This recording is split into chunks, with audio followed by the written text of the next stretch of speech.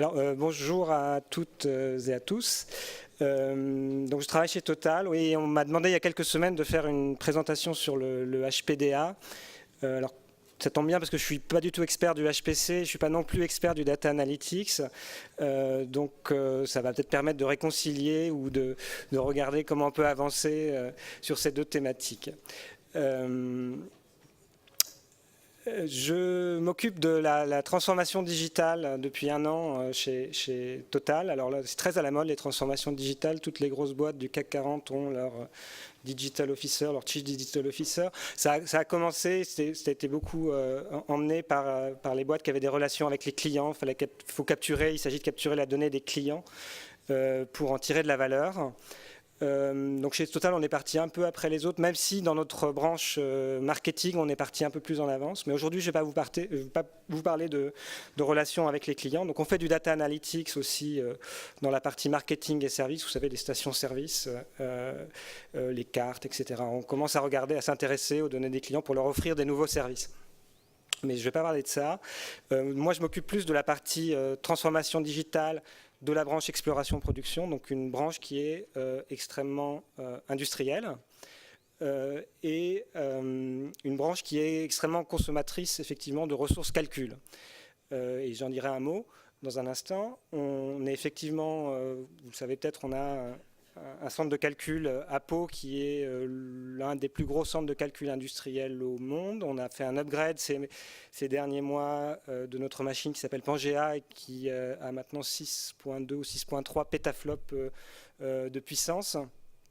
Et je vous dirai un mot de à quoi on utilise cette machine, mais cette machine, elle a un long historique. Elle n'est pas arrivée chez nous du jour au lendemain. Et on ne fait pas encore de data analytics dessus, pour être tout à fait honnête. Alors j'ai juste changé le titre par rapport à ce qui était prévu dans le programme, parce que c'était écrit le HPDA chez Total. Ma présentation, c'est plutôt les perspectives de HPDA chez Total. Mais je vais quand même vous parler de data analytics, et puis de simulation et un peu de HPC. Donc on est des industriels, on aime bien faire des modèles, on est des ingénieurs. L'exploration-production, alors pour ceux qui ne connaissent pas, enfin vous avez peut-être une vision, mais c'est des métiers extrêmement divers. On a des géologues, on a des gens qui modélisent le sous-sol, qui essayent de comprendre, enfin premièrement d'imager le sous-sol. Et d'ailleurs notre machine Pangea, à 90% ou à 80%, elle est utilisée pour faire des images du sous-sol. Donc c'est de la propagation d'ondes sismiques dans le sous-sol qui occupe l'essentiel du temps de la machine.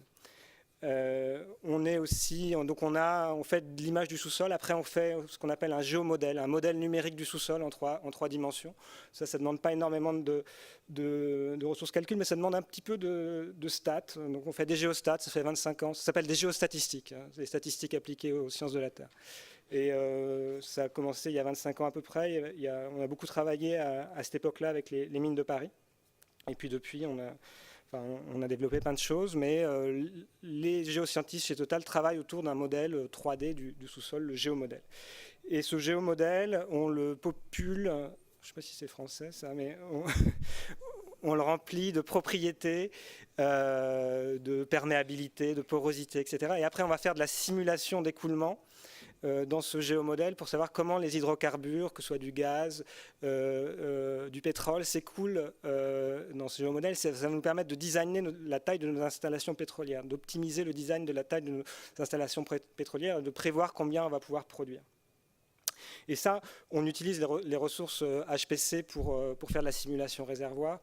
C'est beaucoup moins parallélisable que les algorithmes d'imagerie sismique qui sont extrêmement faciles à paralléliser parce qu'on parallélise ce qu'on appelle les points de tir. Pour faire des images sismiques, on fait des tirs à la surface du sol et on parallélise les points de tir. Comme on a des milliers de points de tir, on peut utiliser des milliers de processeurs. Et puis donc on fait aussi on fait de la simulation de réservoir et puis on fait de la simulation pour faire du design des puits, savoir comment vont se comporter nos puits au cours du temps. On fait des simulations en géomécanique. Et puis on fait de la simulation d'écoulement dans les puits, on fait de la simulation d'écoulement dans nos réseaux, on fait de la simulation de process dans nos réseaux, que ce soit nos réseaux de pipeline, où on a des problèmes de ce qu'on appelle le flow assurance. et puis on fait de la simulation aussi de process dans nos usines. Donc à l'exploration-production, énormément de simulation, une culture très forte de la simulation pour designer, pour comprendre ce qui est dans le sous-sol. Et c'est pas anodin parce qu'on a une boîte qui est très orientée simulation, et en particulier en géosciences, on travaille avec des objets qu'on connaît très peu, ou très mal, ou avec beaucoup d'inconnus. Et une des questions d'ailleurs qui va se poser à nous, c'est comment on va faire émerger auprès d'une population qui est très habituée à la simulation, tout ce qui est plutôt data-driven. Donc d'un côté, on a les modèles driven, et puis là, on est en train de faire émerger ce qu'on appelle les data-driven. Et les data-driven, donc c'est en train d'émerger. Et moi, aujourd'hui, je vais vous montrer quelques cas d'application ou des cas d'application qu'on imagine autour des approches data-driven. Alors, des données, on en a un paquet aussi. Alors, donc, effectivement, quand on fait de l'imagerie du sous-sol, on a des gigas, un peu plus, pétas de données qu'on rentre dans notre HPC et pour produire des images. Mais après, on a tout un tas de données, on a des données de monitoring de nos machines. On a des capteurs là, sur nos machines donc, qui nous donnent de l'information sur les vibrations, la température, la pression. Les débits, des choses comme ça. Alors on génère énormément de données aussi avec nos simulateurs. Les simulateurs produisent aussi énormément de données. Donc on a une question de est-ce qu'on peut analyser ces données et les données simulées.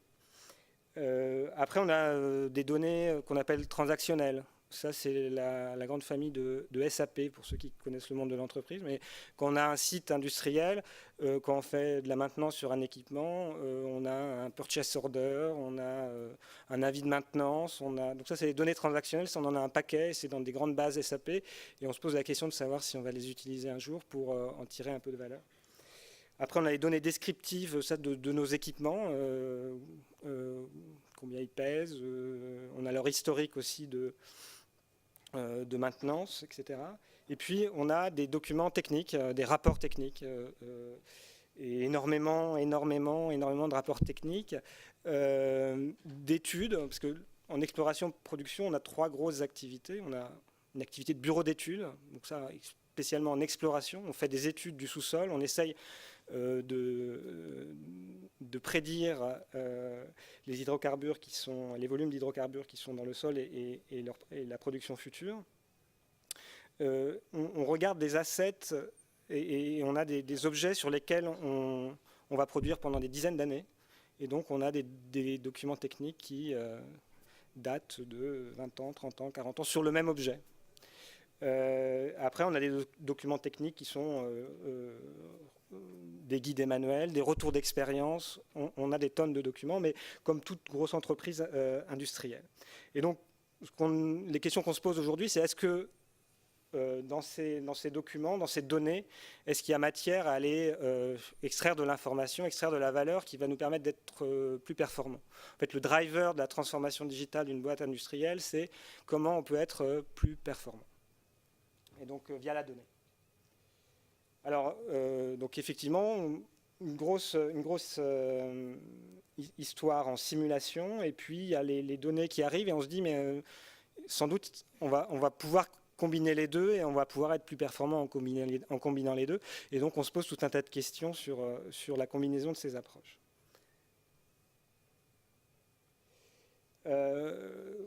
Alors, maintenant, je vais vous donner quelques exemples et quelques grandes thématiques auxquelles on s'intéresse. Donc en exploration-production, on a le domaine qu'on appelle le domaine de la subsurface, donc c'est ce qui est sous le sol. Généralement, on le connaît assez mal, c'est très incertain, même si on a une image, même si on a fait quelques puits, on a énormément d'incertitudes sur ces objets-là.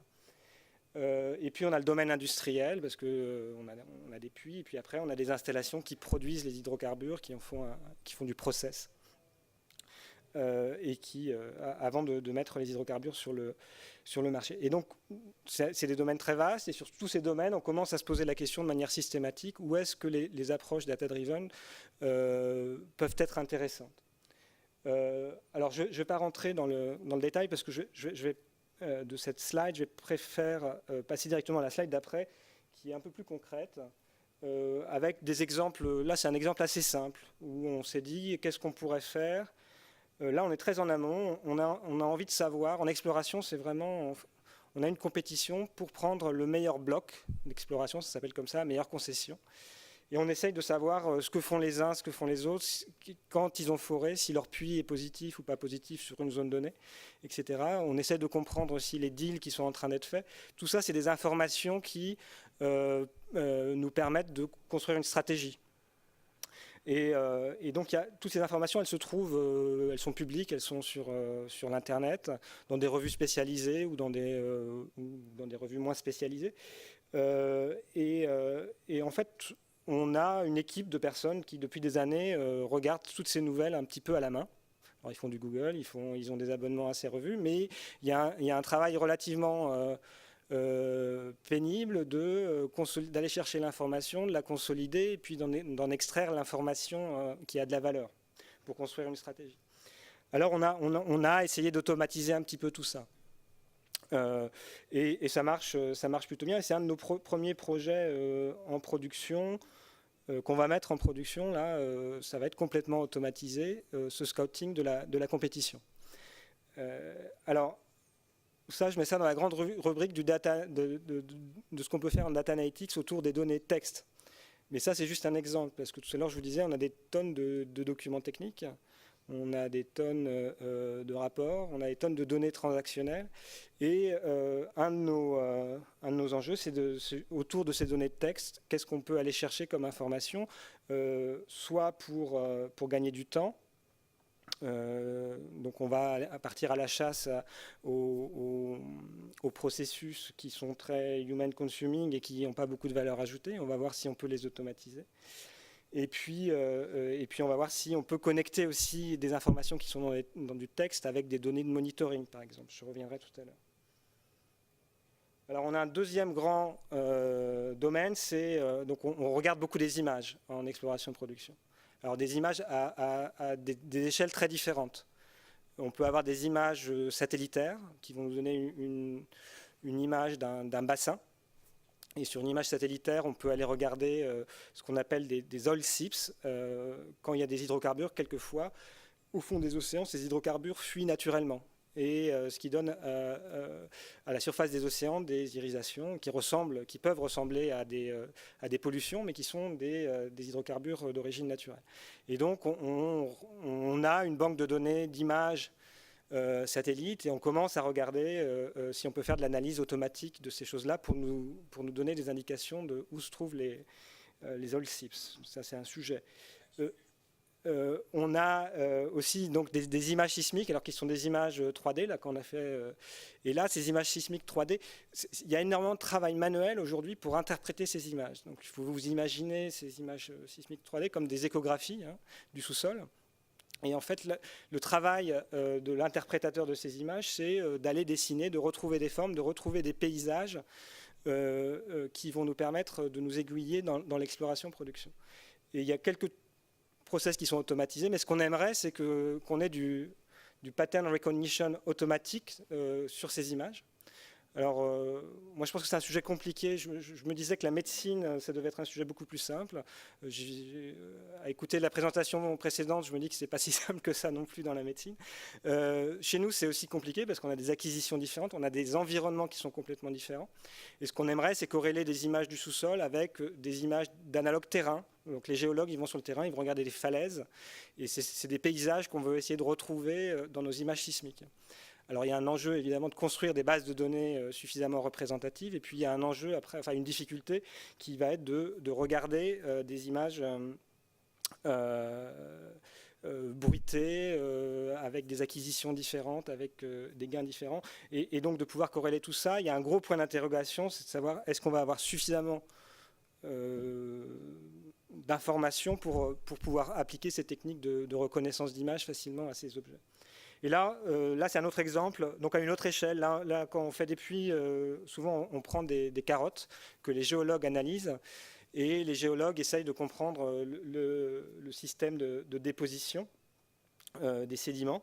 Et puis un de leurs indicateurs, c'est de regarder les fossiles qu'on trouve sur ces carottes, qui leur permettent de dater la période de déposition. Et on acquiert des images de plus en plus précises de ces carottes, on fait même de la micro-tomographie. Et on a un enjeu d'automatiser aussi la reconnaissance de ces fossiles dans ces carottes pour aller beaucoup plus vite dans l'interprétation des systèmes de déposition. Donc le deuxième grand sujet, c'est les images et la reconnaissance de forme dans des images. Alors on a un autre sujet, c'est ce que j'ai appelé les données froides de monitoring. Une fois qu'on rentre en production, on a un historique de données de production, de pression dans les puits, d'écoulement, de débit, etc.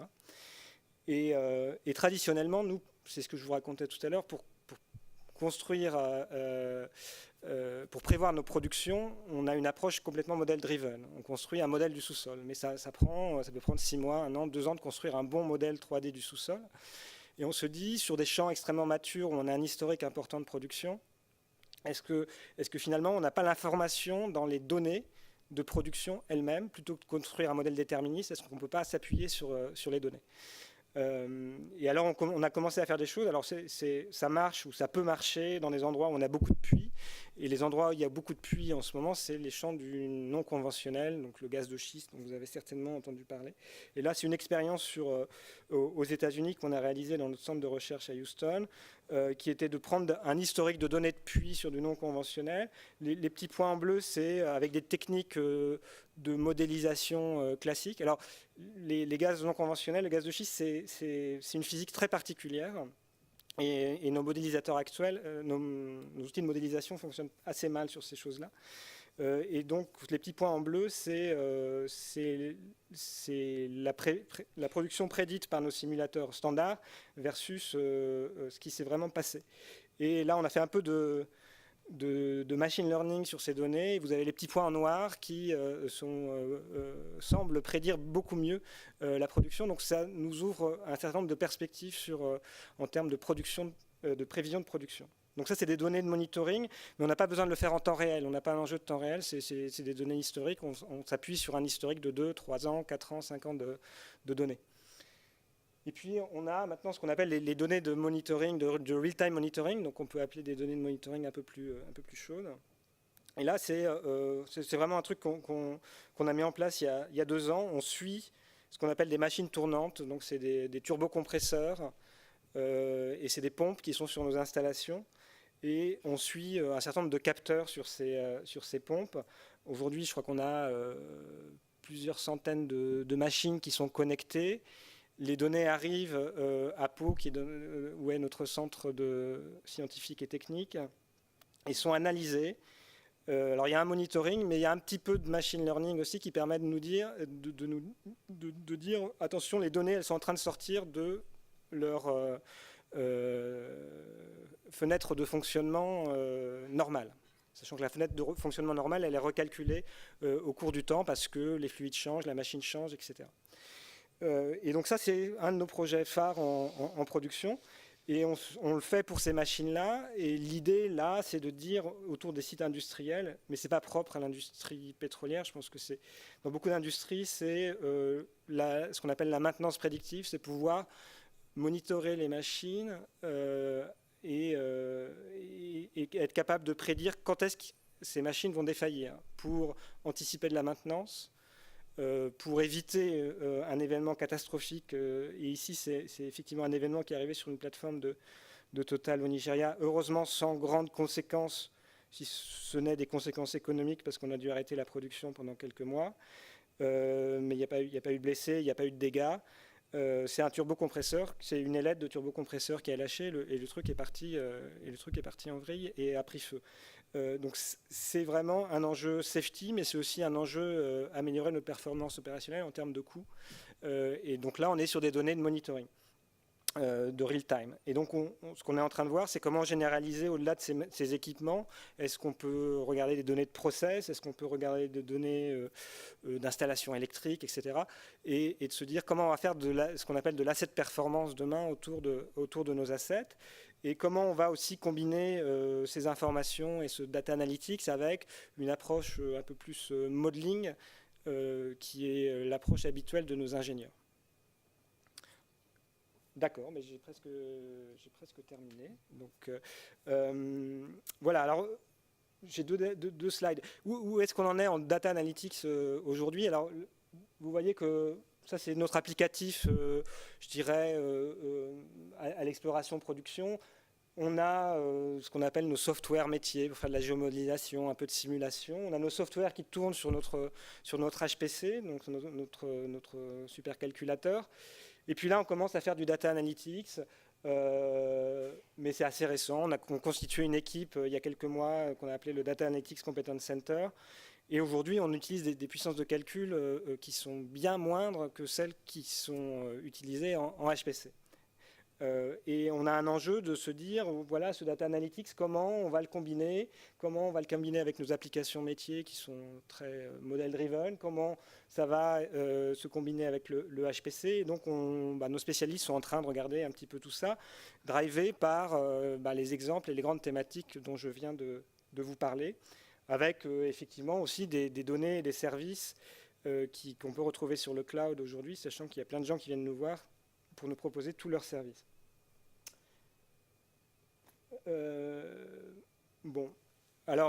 On est persuadé, et à travers les exemples qu'on est en train de faire, que le data analytics va se développer. Ça va être un outil de ce qu'on appelle notre enhanced engineer. C'est un outil de plus dans la boîte à outils de l'ingénieur qui aujourd'hui est très model-driven. Il y a donc plusieurs grandes thématiques. Je ne vais peut-être pas les reprendre dans le détail parce que je vous en ai suffisamment parlé. Et je me focaliserai plus sur le second point, sur la convergence entre le HPC et le HPDA ou le Data Analytics.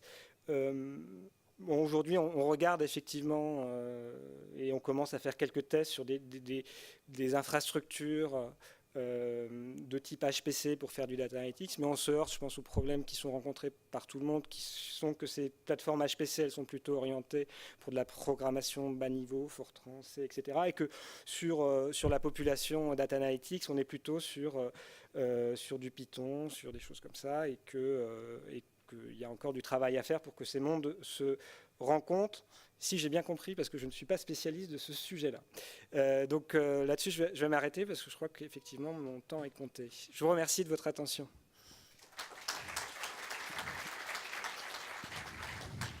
Merci. Est-ce que vous avez des questions ?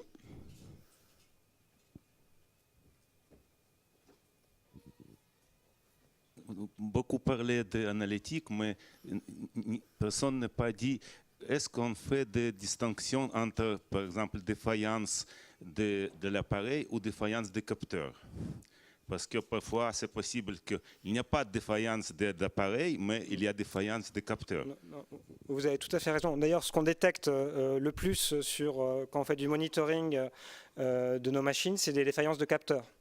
Voilà. Il y a des méthodes pour faire distinction, mais aujourd'hui tout le monde parle d'analytique, mais personne ne dit pas d'analytique de défaillance de données. Non, mais c'est un vrai sujet, oui.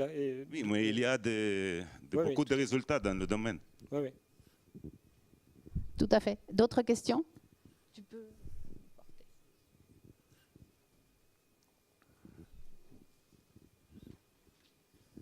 Oui, moi j'ai une question qui n'a pas encore été vraiment abordée aujourd'hui, c'est qu'on parle beaucoup de stockage de données, donc que ce soit au niveau des sociétés ou des centres de recherche. On n'a pas abordé le sujet de ce qu'on appelle la curation, enfin la maintenance des données, sur quels critères vous pouvez décider qu'il faut les garder, pas les garder, ils peuvent servir plus tard ou pas. Enfin, il y a toute une problématique autour de la maintenance des données, on n'en a pas encore vraiment parlé, donc si je pouvais avoir au moins l'avis de Total là-dessus. Il y a des domaines sur lesquels on est plus ou moins mûr. Donc nous, on a ce qu'on appelle nos données patrimoniales, qui sont essentiellement les données historiques de sismique, les données qu'on a acquises dans les puits, etc. Tout ça, on les garde très longtemps. Je dirais qu'aujourd'hui, les données de monitoring sur des installations, c'est extrêmement nouveau. Donc on est parti, là on commence à les garder, mais c'est un vrai sujet, on est en plein dans la discussion de savoir jusqu'où on va aller, et qu'est-ce qu'on va garder et pendant combien de temps. Donc c'est le monitoring de nos installations et la capture et le stockage de ces données, c'est quelque chose qui est assez nouveau finalement pour nous. Et là-dessus, on n'a pas de politique bien établie encore. Par contre, tout ce qu'on appelle nos données patrimoniales de type géosciences, ça c'est assez clair. Ouais. Et c'est stocké sur quoi actuellement? Alors c'est stocké sur... Parce que ça a été sur des bandes à une époque, c'est pour ça que je pose la question. Oui. Alors il y a encore des choses qui sont stockées sur bande. Je ne sais pas, Diego, tu veux peut-être... Il y a encore les gros volumes de données, en particulier de sismiques, sont stockés sur bande, toujours. Oui, aujourd'hui, sur les données géosciences, on est essentiellement, pour le stockage longue durée, sur de la bande. On a fait des études, justement, le disque versus la bande. Et en fait, à l'époque, donc c'était il y a quand même 5 ou 6 ans, on s'était rendu compte que si on fait les courbes de TCO, de coût de revient, au bout de 10 ans, le coût du disque croise encore le coût de la bande. Et sachant qu'on a un gros historique sur la connaissance de gestion de la bande, vu que nos données sismiques d'acquisition sont gravées sur de la bande et arrivent en fait dans nos centres de traitement sur des bandes. Donc on a une vraie expérience là-dessus. Donc aujourd'hui, on est toujours sur de la bande. Pas sur les données de monitoring d'installation industrielle. Là, on est non, je parlais vraiment de données géosciences d'exploration et de sismique. Très bien.